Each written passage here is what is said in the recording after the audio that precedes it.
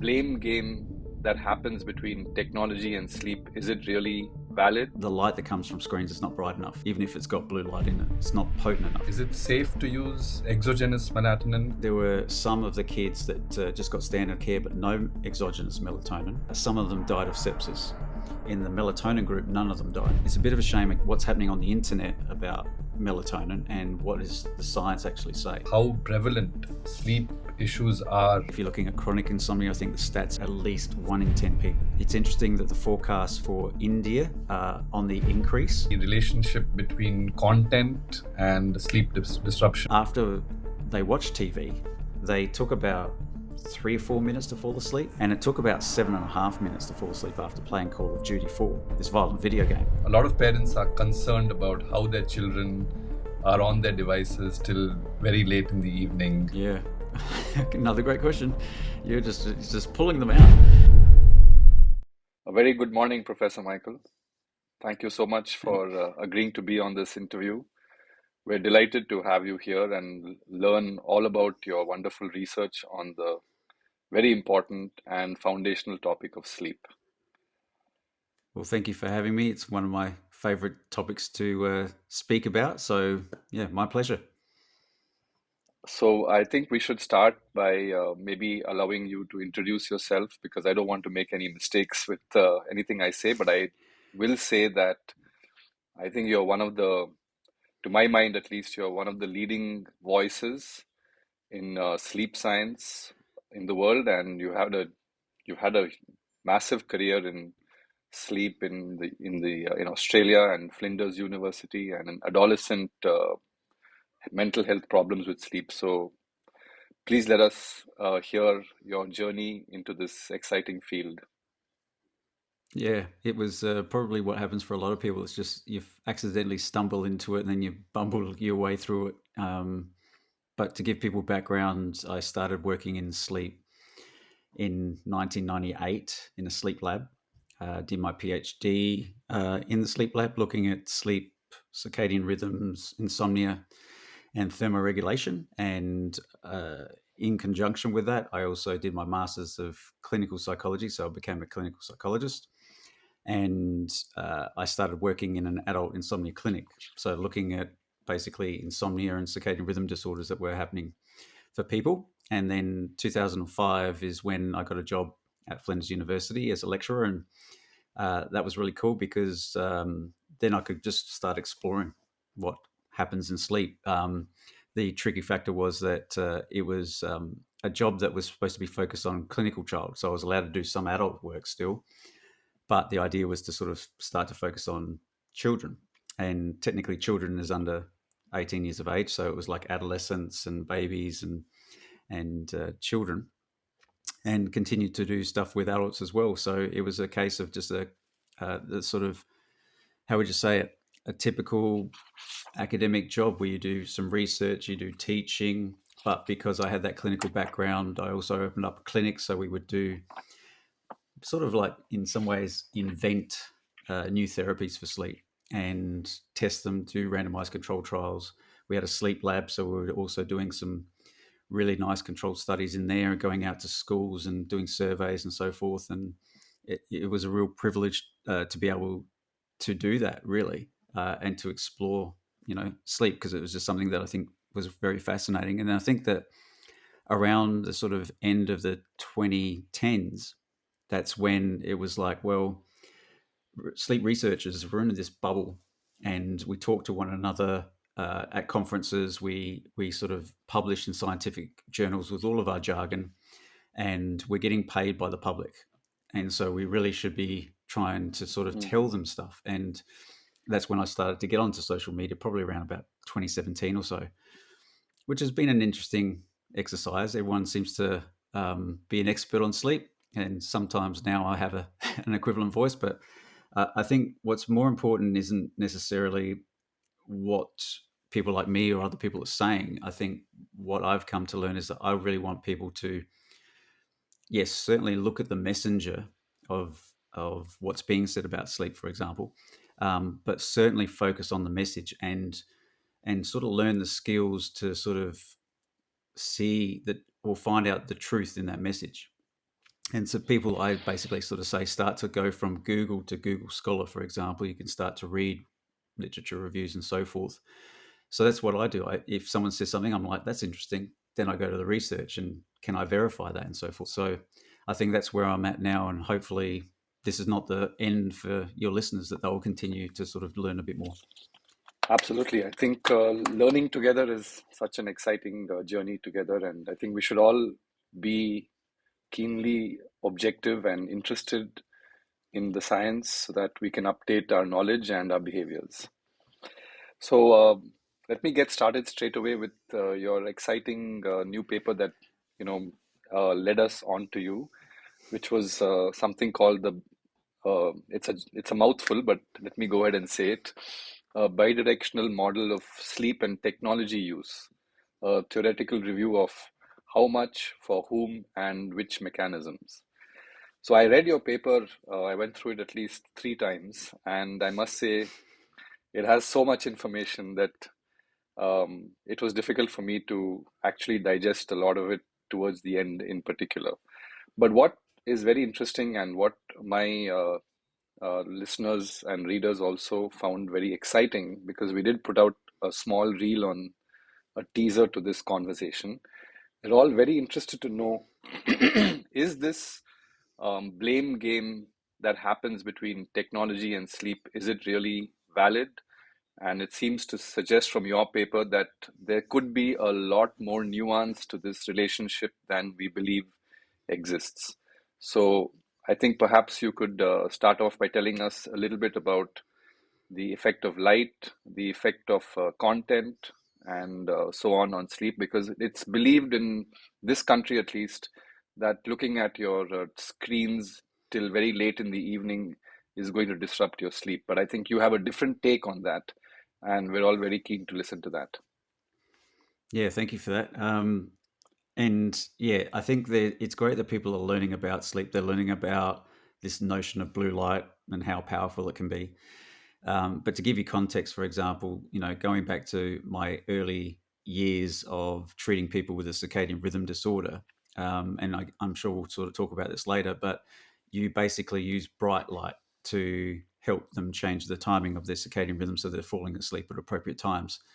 And in a nutshell, the light that comes from screens is not bright enough. Even if it's got blue light in it, it's not potent enough. I would never use a screen to correct or change someone's circadian timing, for starters. But I mean, it really for us started in 2012, because we noticed that in the scientific literature, no one had actually tested whether this blue light from the screens was actually making it difficult to fall asleep. There was at least one study, and another one got published that year, where they looked at melatonin suppression in the lead up to falling asleep if you had a bright screen in your face, but no one actually tested how long does it take you to fall asleep. In a nutshell, we had people coming into our lab, and on one night we gave them, in the classic hour before bed, a fully bright white background, 100% brightness screen, and we had them in the dark, so there was only light coming from that screen, sitting up in bed, and so they had the iPad rested on their lap.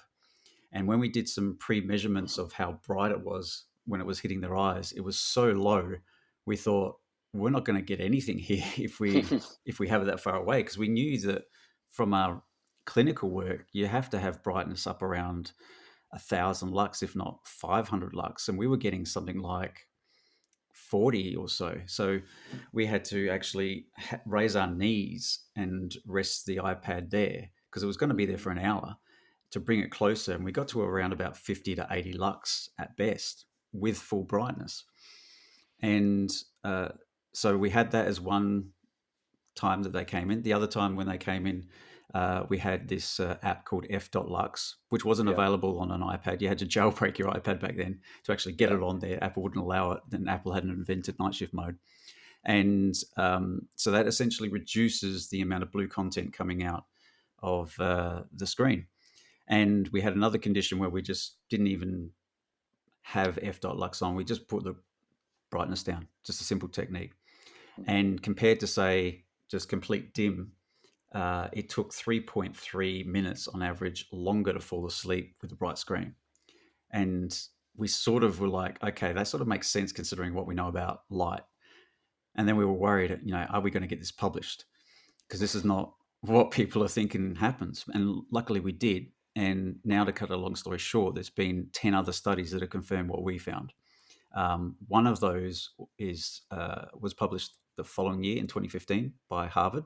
And that's the one that gets talked about and cited the most, because they said that there was a statistically significant effect on the time taken to fall asleep, but the amount was like almost 10 minutes.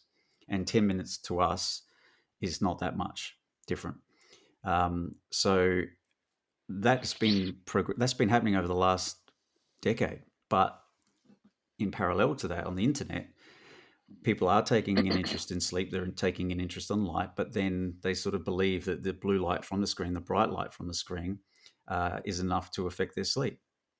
And if you take people into a lab and you take everything out that could eventually affect sleep, the light from the screen, even at maximum brightness, which I doubt people do because it's unpleasant to sort of sit there like that, it's uncomfortable, it just has a very small effect. All these studies are sort of, if you put them all together, they sort of equate to like 2 or 3, 4 minutes longer. So that's really nothing. So that's the screen issue. Yeah. I also think that in many of the studies, they had incorporated the protocol where the subjects were uh, placed in a dark space before the actual exposure to light took place, which was not what happens in the real world because you're out in the light and sunlight, and that could also have skewed the studies in the wrong direction, actually. 100%. Like if you look at the lab studies don't translate to the real world. It's a case that you need to have sort of darkness for a period of time to sort of let the eyes reset so you can compare these different conditions, and then you sort of take it from there. And no one goes home after a day's work, they've had dinner and Yeah. they've done the dishes and they go, okay, I'm just going to sit in a room for 30 to 60 minutes, to wait until I get onto my 100% bright white screen that I'm going Correct. to bring really close to my face. And when you look at the studies that did all of those things, then they measured melatonin suppression. The melatonin suppression didn't happen within an hour. It took at least 1.5 to 2 hours before you saw significant melatonin suppression, and it's only a small amount, really. It wasn't this whole like the pineal gland from the center of our brain stops producing it. It's just a reduced amount. So it's a really good point that you bring up there. So I think that concept of sleep latency is interesting and important for people to understand that the duration between the time you lay down in bed and the time you fall asleep is very crucial. And I think what you're trying to say is that the blue light from screens doesn't seem to significantly impact our sleep latency. Exactly. And that is if you go to bed when you should go to bed. This is what we needed to do. We needed to make sure that we gave people this bright screen, go to bed at your usual time. That's Then a right. measure of alertness is how long does it take you to fall asleep. So that's a crucial thing. But it does mean you can potentially enjoy being on your screen in the hour before bed, but just make sure that you're very consistent and you time turning off that screen with when you should actually be trying to sleep. Perfect. Lovely. Um, I had an interesting question for myself more than for my viewers. Do you have a sense of how much, in terms of quantity of lux, is ideal for a person to achieve per day, and how do we know whether we're getting that? And something about how the suprachiasmatic nucleus in the hypothalamus summates light exposure in our bodies, because I know there is a sort of belief that it does some summation over the day, and that does affect our circadian biology a great deal. So could you give us a sense? Because I see a lot of people nowadays spend much of their time indoors, and the light exposure indoors is certainly nowhere near what it is outdoors. So how can people try to understand the number of hours or minutes they should be getting in natural light, in sunlight outdoors per day?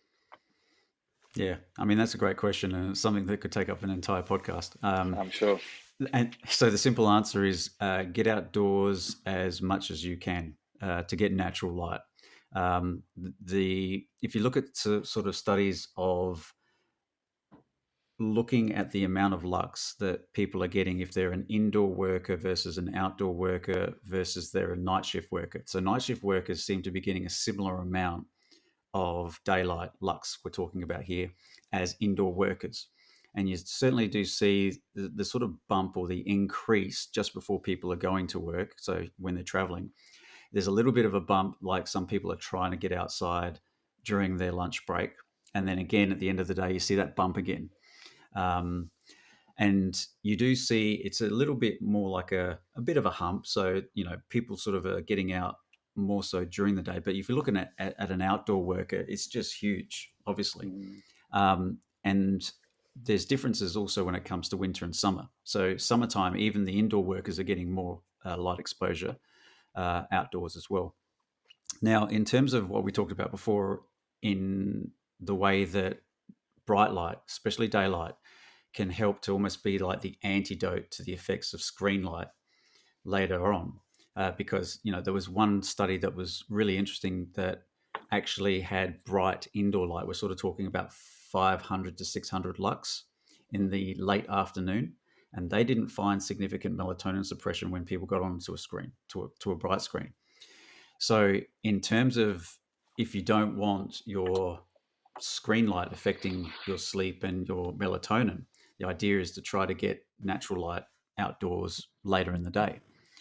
But light's a Swiss Army knife. There's so much about it. And for most people, especially if they're younger people, we have a tendency for our circadian rhythm to naturally delay. Like if you put people in a lab and you don't give them the time, you allow them to sleep when they want, wake when they want, they'll very sort of gradually delay for the first 6 to 7 days.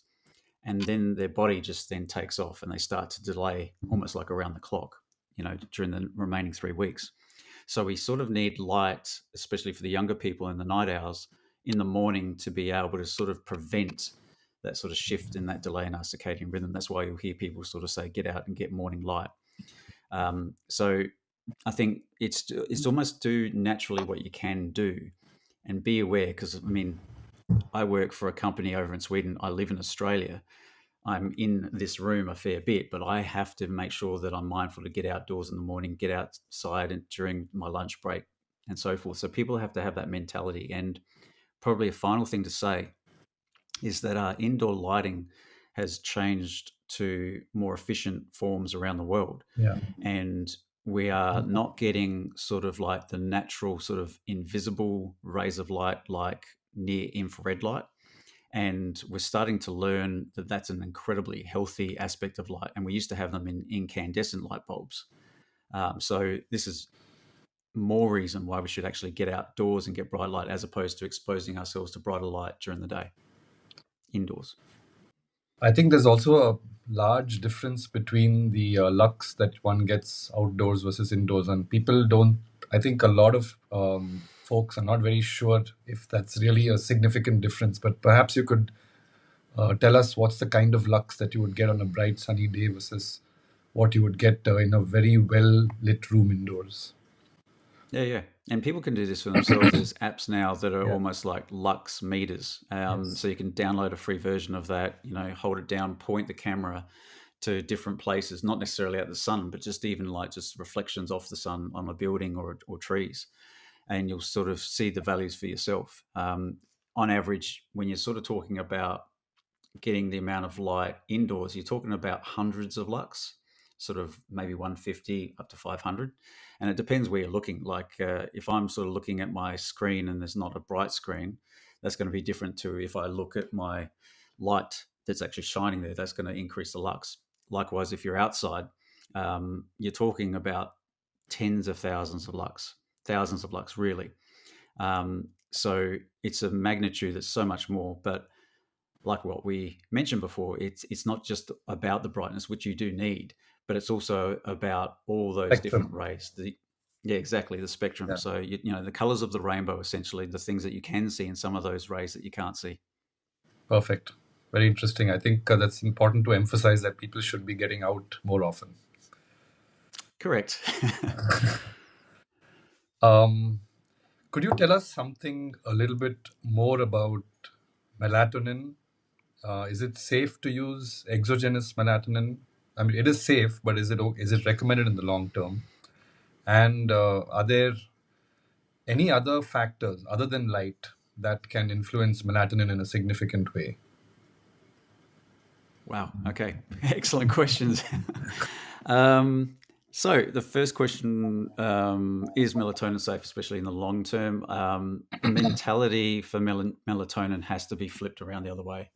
I'm going to give you a couple of, your audience, a couple of examples. I stumbled in sleep. We look at melatonin in terms of can that help kids fall asleep. It doesn't necessarily have that effect for adults, but also melatonin to help shift the timing of the circadian rhythm.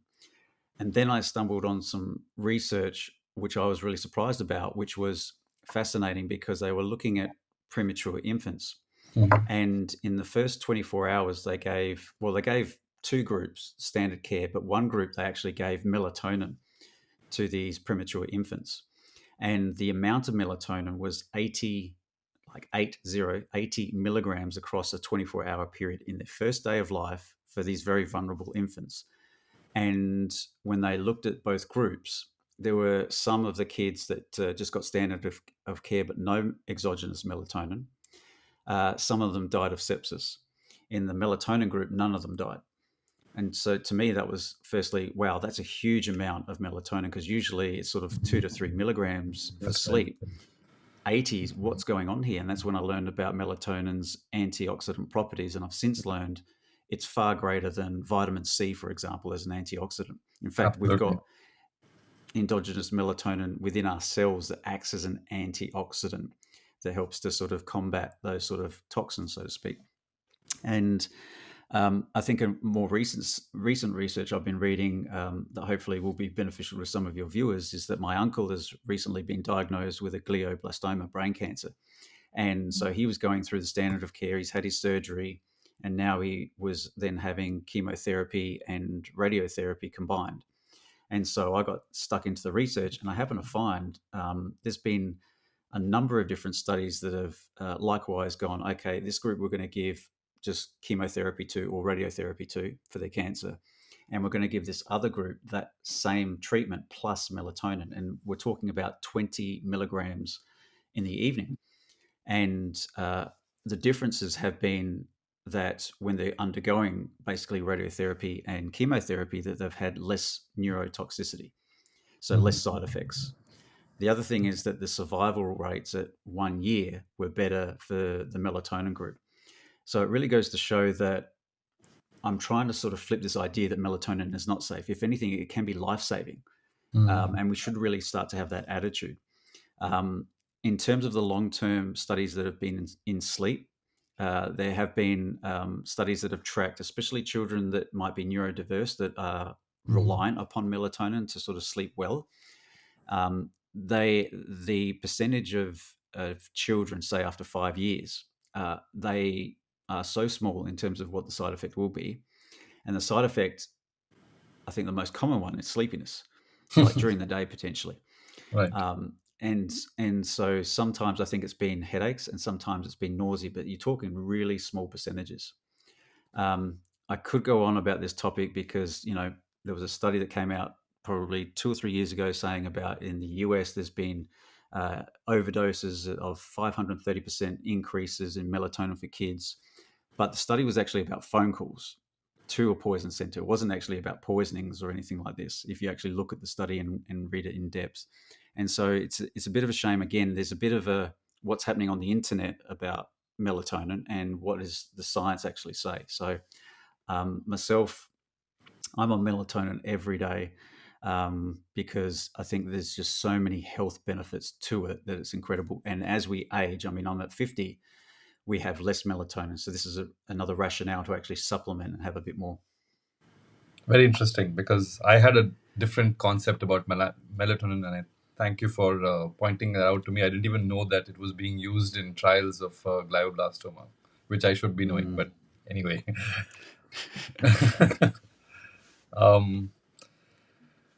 I've been using your app Sleep Cycle over the last since 2025 began, actually, and I find it very insightful. I don't have any financial relationship with the app or with the company, but I did hear about it on Matthew Walker's podcast when you were there, and then I downloaded the app and started using it. It is a paid app, but I find the insights very different from many of the other sleep apps, and maybe from the data from the app and the users that you have, could you give us an idea of how prevalent sleep issues are worldwide, and in what to what extent do you think technology is disrupting sleep, particularly when we account for the sleep displacement hypothesis, which is mentioned in your paper? Yeah. You're really pulling them out of the hat here. These are really good questions. Right. So, in terms of, well, when you look at sleep disorders, if you look at possibly the biggest two, which is insomnia and sleep disorder breathing, sleep apnea. Um, in terms of insomnia, I mean, that's something obviously that I've been involved in for a couple of decades. In some ways, you can look at data from something like the Sleep Cycle app, and that might give you indications that this person has insomnia. But insomnia is also that subjective experience. It's like you can have two people that take 45 minutes to fall asleep. I've known one of these, one of my students said in the past, he enjoys that time of day because he gets to process that day. He has a real positive affiliation with that sort of time for himself. So many people will say it's awful. All these things that pop into my head, all my worries and so forth. So, a lot of wearables and apps won't necessarily capture that experience. That's right. Now, when it comes to insomnia, if you're looking at chronic insomnia, I think the stats are sort of definitely at least 1 in 10 people have chronic insomnia.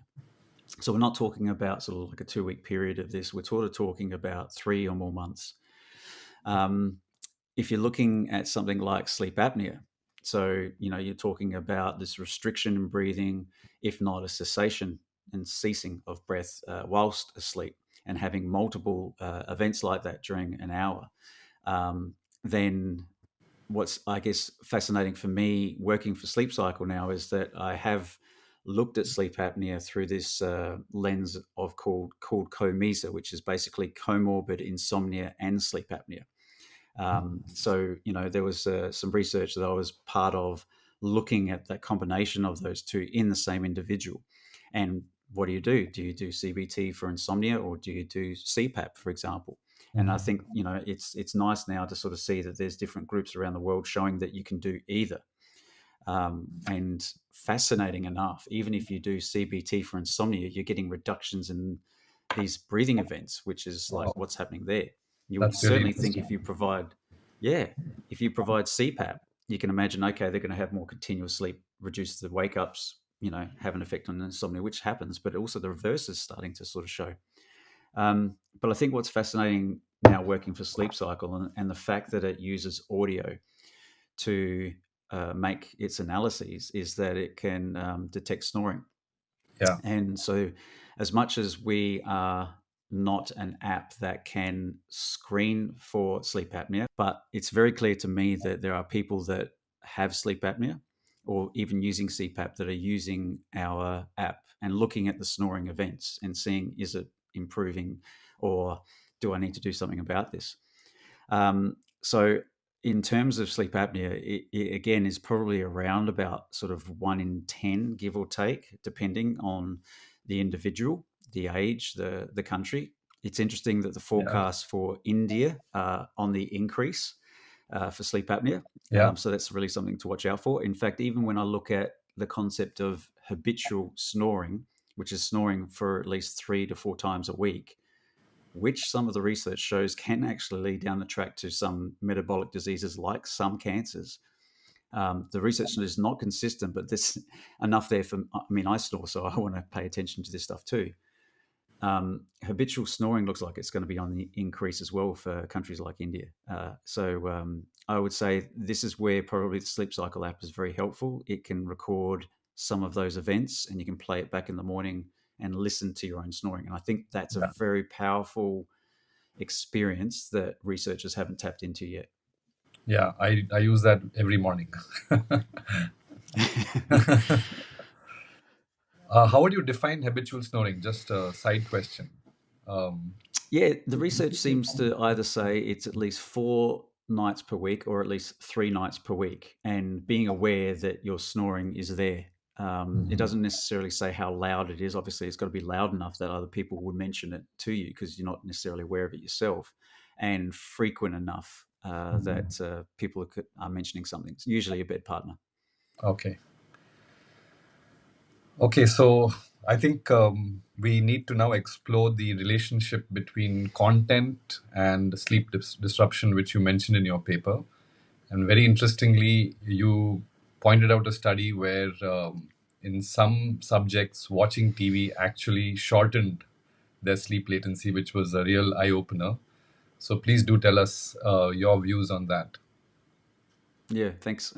Because inevitably, when I sort of have to address the screen light doesn't seem to be the issue, then people say, "Oh, it's what's on your screen," and then that requires another debate, which is prior to us actually looking at that iPad study with the bright screens. We actually a few years before that, in 2008, did a study where we had people coming in, and then in the hour before bed, we got them playing a violent video game in bed in the hour before bed, and we were taking measures of EEG and heart rate. And then we were looking as a comparison TV. Now, the idea was with TV, it's a passive technology. It's basically you don't influence what you see on the TV. You are receiving it, just like music, reading, stuff like that. With video gaming, it's interactive. What you Yeah, do, what you touch is going to affect that. And there's this continuous communication going on. right. So we found that a third of the participants fell asleep watching TV in that hour. We had to keep them awake. There's one little nugget there. After they watched TV, they took about 3 or 4 minutes to fall asleep in that study, and we're measuring, EEG electrodes, so we're pretty precise with that. And it took about 7.5 minutes to fall asleep after playing Call of Duty 4, this violent video game.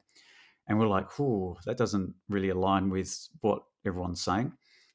We did a subsequent study where we increased the dosage of video gaming in before bed. I think it was like 150 minutes, and again via PSG, polysomnography, which is the electrodes on the scalp, the best measure. We didn't see that we were stuffing up sleep.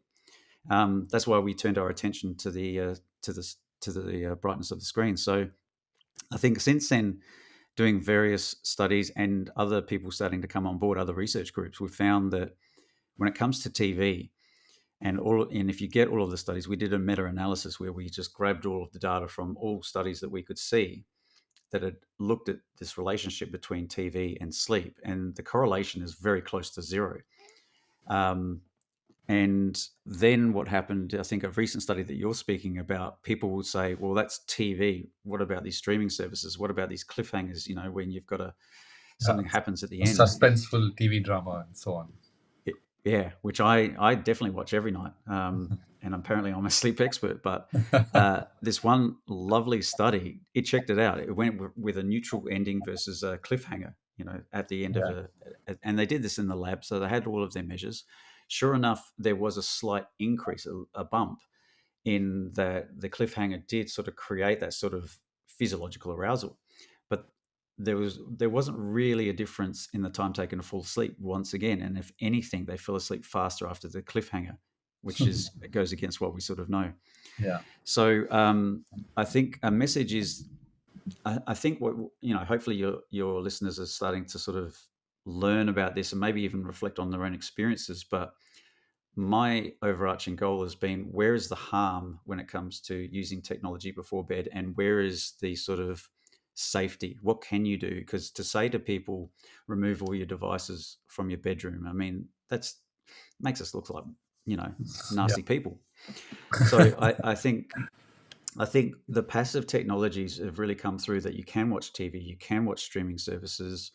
Uh, dare I say, even the research on video gaming is not that sort of destructive, but I won't necessarily recommend it. But the key thing is that you are aware of your bedtime and you shut off your technology, you shut off your screens around that bedtime. That's the key thing. And then you should be able to enjoy stuff leading up to that. I think that's a very valid point. We get a lot of questions from concerned parents, and since you're an expert in adolescent psychology, a lot of parents are concerned about how their children are on their devices till very late in the evening, and sometimes it's unregulated, and that can affect through the sleep displacement hypothesis that you speak about in your paper, how that can affect bedtime and early morning awakening, which is necessary to go to school and attend academics and so on. I also believe that there is a lot of work on REM, sleep disruption, and mental health disorders in adolescents. So, is there a connection? And is there some information that the parents who are concerned about that adolescents can take away from this conversation, which they can implement in real life to help their children modulate their device usage and also improve their mental health, perhaps? Yeah, another great question. You're just pulling them out. It's a little bit of a multifactorial issue. So to sort of summarize it, most adults who don't have the sort of delayed sleep patterns like teenagers have, they can be susceptible to that sleep displacement, that they actually use technologies beyond their bedtime that they should. That's The right. thing with adolescents is that, excuse me, the thing with adolescents is that they have a biological and a very powerful biological influence, which is this delay in their circadian rhythm that happens around about sort of 12 to 14 years of age. And it happens very slowly over the years. And they're not aware of it. Their parents are not aware of it. And that's exactly what we've noticed in our studies when we do sort of prevalence studies. But when I spoke earlier about in our clinic, that's exactly the pattern that we saw, that these teenagers are falling asleep late, sometimes after midnight, and having to get up early to go to school, sleeping on the weekends. We did a combination of what's called cognitive behavior therapy for insomnia, because they were just struggling with their thoughts and falling asleep, and morning bright light therapy. So using light in the morning to schedule and trick their circadian rhythm every single morning, and just gradually sort of bring the timing of that light earlier. The idea is, and this is what parents don't like, that you allow the teenager to sleep in, and when they wake up naturally, that's the end of their circadian rhythm of sleep. That's when it's most sensitive to the effects of bright light. And if you shine light around them, preferably outdoors, then that's basically going to create a slight shift in their circadian rhythm to go earlier. And so the idea is then the next morning you get them up earlier, and this is a gradual process. Bright light again. It's almost like setting the sort of their stopwatch in their brain every single time to reset, and you're just doing that gradually earlier, and you're shifting their rhythm like this, and then eventually they'll fall asleep earlier, they'll wake up earlier. That's what's happening for them. But people will blame technology use, and the thing is, what we've learned from teenagers is that they've tried to sort of remove devices from their rooms, they've shifted to books. It's not working, and it's because their body's not ready to fall asleep. And a lot of them just get back onto technology. They're like, it's less painful than lying there in the dark with my thoughts and my worries, and they let time pass. And I think this is what also comes up in the review that we wrote, which is that we're starting to see that the teenagers are using technology as a emotion regulation tool, or if they're not too worried about emotions, they haven't got so many bad things going on. It's just like passing the time, just not being bored. But it's not the cause of the problem. It's a way to cope with the problem. So certainly that's what we've noticed. For parents, if they notice that their sort of older adolescent is experiencing that sort of sleep pattern, the best thing I can do is suggest look up bright light therapy. Excuse me, some of the studies that we've done. So you can go to Google Scholar, type in my name, bright light therapy, something like that, and that should detail the process of how to do it. If you have a younger teenager, the best thing you can do is set their bedtime, believe it or not, and monitor that bedtime, because our research has shown that that's a nice preventative, simple tool so that they don't delay so much. And to do that 7 days a week, give them a slightly later bedtime on the weekends. Mm-hmm. And each year sort of just gradually have their bedtime later, because they're going to fall asleep later anyway, but try to monitor that and sort of keep it from sort of just taking off by itself. Those are very useful real world suggestions for our listeners. Thank you. I have an interesting question for you, which is very relevant to where you are right now. What is your view on the recent Aussie law about banning social media for those under the age of 16? Yeah, apparently that came even from my own state. um, I can only speak at it from a sleep point of view. When I was working at the university, there were also experts in body image and eating disorders. And from their perspective, social media can be harmful to those areas. And they were noticing that it wasn't just teenagers, it was going younger than that, school age kids as well. Mm-hmm. So I can see from their point of view, they would advocate for having that ban. From my point of view, and like what we've discussed, um, it's not a bad thing for their sleep, as long as they're aware of when they should fall asleep and they could stop using social media. It's not about the screen. It's not necessarily about the content. If you look at everybody, I think a key thing here is to think about as well is connection. And I think one of my PhD graduates, Dr. Celie Richardson, she was actually looking, and this is, I think, prior to COVID happening, at the fact that loneliness can be a risk factor for bad sleep for teenagers. And so, then we went through COVID. Then that was the way that people connected, because they couldn't see people at school. And I think that clearly, I'm not saying necessarily FOMO here. We've done a recent study testing FOMO, and it didn't turn out the way we thought. Maybe we're just jinxed, and everything that we try to research becomes a myth. But more on that later. But I think that the people have to sort of consider the pros and cons of social media use. That's a key thing here, and I'm not sure if that was taken into account with this band. I don't know if it was. It happened pretty quick, Mm-hmm. and like not just from our state, but also Australia as well.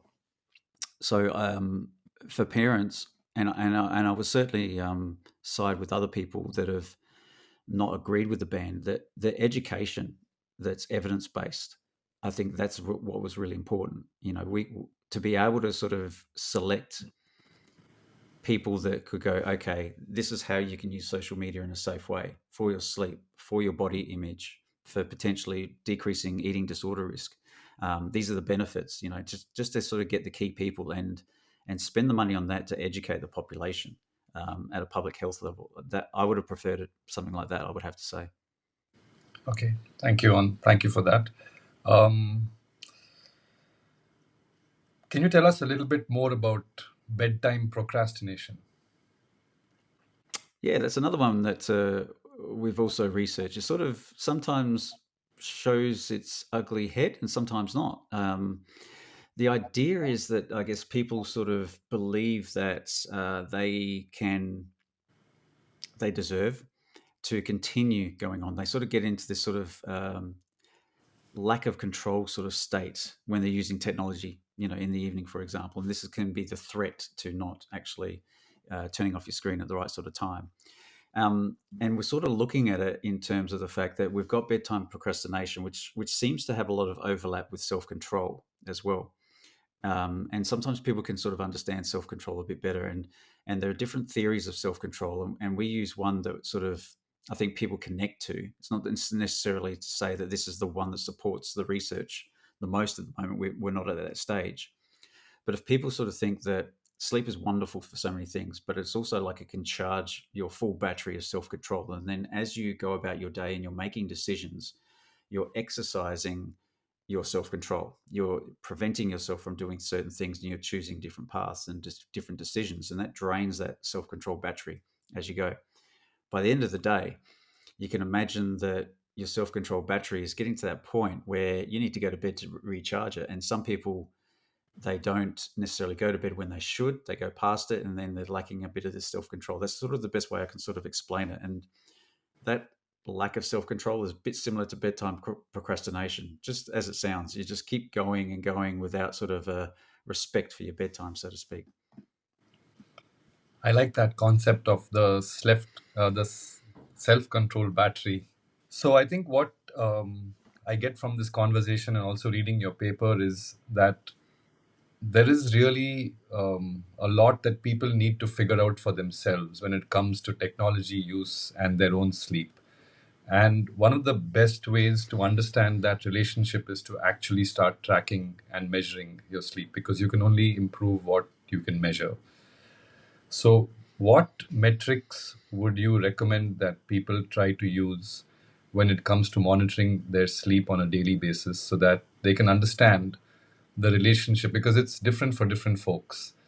Some people would not get disturbed with a cliffhanger ending. And I think scrolling through social media is something that's rather unpredictable because you don't know what's going to turn up on your feed.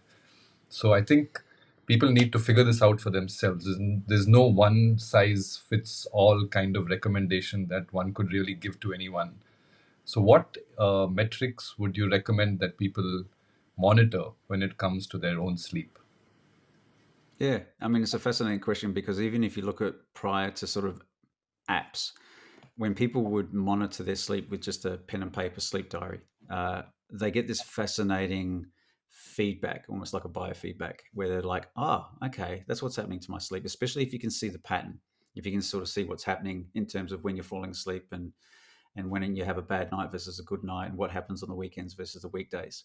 And certainly doing that with an app now or a wearable, that can certainly be what people are talking about now is just what I've heard before. And so the extra piece of information which I think people are finding fascinating is that the sleep stages. We've now introduced that into our sleep cycle app as well. And this has also been something that, say, Apple has done with their Apple Watch and all the other sorts of wearables. And I think the standout thing is that people will sort of look at their behaviours that might affect or correlate, and they'll go, "Oh, look at that! My REM sleep's gone down on the weekend." And then they start to realise, "Hang on, I'm drinking more on the weekend. When I don't drink, Yeah. then I'm seeing this fluctuation in REM sleep, and I'm learning more about REM sleep, and REM sleep's important." And like to your question before about disruption of REM sleep and mental health, yeah, there's a new theory that's been out for another approximately 10 years, looking at basically REM sleep. If it's continuous minute by minute, that can be healthy. But if it gets disrupted with a slight awakening or dropping down into a different stage of sleep, and the more fragments of REM sleep, that is correlated with anxiety and depression, which has been fascinating. And it really does show the importance of REM sleep. And I think when people realize that and they realize, okay, I can actually modify my behavior, I don't have to necessarily quit alcohol. I can actually reduce it, or I can switch to alcohol, excuse me, I can switch to alcohol free beverages. That's another option and see what happens. Yeah. Like what you're saying, people are doing their own experiments, and it can also pertain to technology use and so forth. And to that point, it's fascinating that in one of our studies, we were looking at individual differences. How do people differ? And we did find that there's certain personality characteristics, which means that people will more likely have that sort of bedtime displacement and shut the video game off an hour and a half later compared to someone else, even if we had a clock in the room and we wanted them to actually monitor it. But at the same time, when we interrupt them from the outside, when someone gives them a call or they get an alarm, that's when they sort of snap out of that sort of state and they can be a bit more aware of the time. So, if people want to set the alarm, they can. Again, in the Sleep Cycle app, we've put in a bedtime reminder. So you can Yes. go, okay, I want to basically have a consistent bedtime around about here. I need the notifications leading up to that about what I need to do and when it's going to be bedtime. So I'm aware of the time at least. Yeah, very interesting. And I definitely use that bedtime reminder every day, and it's a it's a good way for me to be aware of when I should be winding down and turning things off. Um, is there anything currently that I'm sure you're working on a lot of things, but is there anything currently that's very exciting, an area of research that you're currently working on that you're very excited about, and maybe you'd like to talk to us about that. Something that is really challenging for you mentally to work on, and something new and different. Yeah. I think I'm in that stage of my career where, yes, I'm working on different projects, but I feel like I want to support the new generation coming through. So certainly, those young aspiring sleep researchers and sleep scientists out there, what benefits them is that they can get this sort of potentially extra mentorship, Mm. to sort of pass on. It's not just about what we write in the papers and those words that are on the paper. It's also the knowledge that we got behind the scenes doing these studies that can be very helpful for them. Um, and I guess, to summarize, I guess I'm involved again with clinical trials where we're using different techniques. We're looking at, say, for example, over in Bergen in Norway, there's a couple of trials there being headed by Dr. Anna Wilhelmsen Langeland, where she's looking at basically people that have a comorbid psychiatric condition and also qualify for a sleep disorder. And noticing that the sleep disorders are often they're not paid attention to, they're not diagnosed properly, and therefore they're not treated properly. So, say for example, she's got two trials going on simultaneously. I don't know how she does it. One is actually identifying insomnia comorbid with the psychiatric illnesses and providing CBT for insomnia. Another one is noticing that some of them have a circadian rhythm disorder and providing bright light therapy for that. And that seems to be the one that's, I think, most concerning for us is the amount of times that, um, and I don't mean to offend you, but because you guys have to learn a lot, in the medical profession. I hear things Absolutely. about, I got 3 hour lecture on sleep and that was it, in the studies. But circadian rhythm disorders are slipping through the cracks. Being able to correctly identify them and then know how to treat them properly, and that sort of concerns us because these people can be having this issue for decades and not getting the treatment, losing hope, and we wonder if that's a red flag for future mental health development, even probably medical conditions, really. So, I'm working on that. There's also another project in the UK looking at this relationship between depression and sleep, where it's actually being conducted by a depression expert who have realized, hang on, sleep is really important here. And if we actually treat sleep first in people that have depression, we're getting a good dent in depression. So doing some further work on that, and to sort of round up all those things, also supporting another young researcher over in Hong Kong that's doing a trial looking again at CBT for insomnia, light therapy, sleep issues, and mental health. So hopefully your listeners are encouraged that there's a lot of work, a lot of hard work being done. It takes a long time, unfortunately, to do these sorts of things. And hopefully we'll be able to sort of pierce through the noise of the internet with a number of people that like to talk about sleep, and sort of get these important messages of how to identify what the issue is and then matching that issue with an appropriate treatment, not just coming up with some random sleep tip or something like that. That's very interesting because I've been reading a lot about how exercise can impact mental health. And in fact, they've used exercise in people with clinical depression and shown that in some cases it's even more beneficial than using pharmacology. So I think that whole coming together of light exposure in the early part of the day, helping to modulate your circadian rhythm, exercise, overall the positive effect on mental health is something that's really fascinating. 100%. Yes, absolutely. And even just on that note, like, we did the trials on bright light therapy, and after a while we got interested in exercise, and we did a study where we just had people in dim light, and we gave them either just being sedentary in the morning or doing exercise relative to their circadian rhythm and shifting their circadian rhythm with exercise. And we found that there was a slight improvement just with exercise, not with light. And for the people that were sedentary, they actually got worse. They delayed their sleep. So they didn't have the inputs of light. They didn't have the inputs of exercise. So it does go to show your point, for just mental health, physical health, just doing the basics of getting outdoors, moving around, likely good nutrition. Yeah. Very interesting. Is there anything else you would like to tell us about Professor Michael?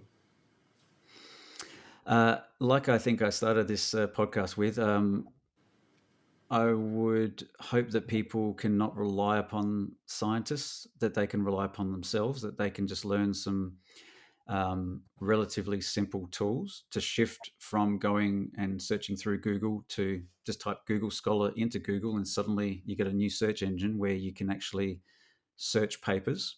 So, say for example, if you're interested in screen light and sleep, and you want to find out what the research is, rather than going to technical papers that are written for scientists, type the word review in your search terms like screen, light, sleep, review. And then you get a paper that has less jargon in it, and you can start to read it 3 times, however many times you want, until it sort of helps to sort of improve that learning and that knowledge. I would love it if I have a philosophy that when people come to see us for treatment for help with sleep, we give them science lessons, we're giving them education. And regardless of their education or occupational background, everyone is understanding it. And so the idea is, can you basically do that for yourself? And I believe that people can. Wonderful. It's been a real pleasure speaking to you, Professor Michael, and I can't thank you enough for agreeing to spare your valuable time this morning and speak to us on this very interesting and exciting new relationship that you've pointed out in your paper between technology and sleep. And hopefully, from this conversation, our listeners will be able to take some good advice about how to responsibly use technology and think about the effect of technology on sleep. Thank you ever so Yes, much, and have a wonderful day ahead. and thank you for having me. Our pleasure. Professor Michael, do tell us where our viewers can reach out to you, listen to your content, find you on social media, and learn and continue to learn more about sleep as more knowledge evolves. Yeah, thanks. If they are interested, on Instagram, you can search for Wink, I believe it's Wink_sleep. That's We WYNK. Yep, correct. And we post, I guess, some of our stuff that we are doing. A lot of it is really from our website. So again, you can look up, just Google Wink Sleep online, and find us there. We've got about 160 blogs where we try to sort of pick apart scientific studies and concepts, and also sort of try to allude to people things that they can do to help their sleep. We certainly have an online clinic as well for people that do get desperate and they feel like they need to go through some help with their sleep. And if people are also like, if they're practitioners as well, we've got online courses. Wonderful. And I think what might be helpful as well is that we set up some sort of discount code for your listeners as well, so that they can actually, have more sort of accessibility to some of these courses. Like, say, for example, we've got an online course which introduces them to the behavioral techniques of insomnia that we want to make affordable for people, so that they can, help others with a very powerful technique. And aside from that, just look me up on LinkedIn, where I'm posting a couple times a week, and it's basically trying to sort of teach people from a sleep scientist what I know, and hopefully they find it useful and insightful. Thank you very much again, Professor Michael. Have a wonderful day, and we'll talk soon again, hopefully.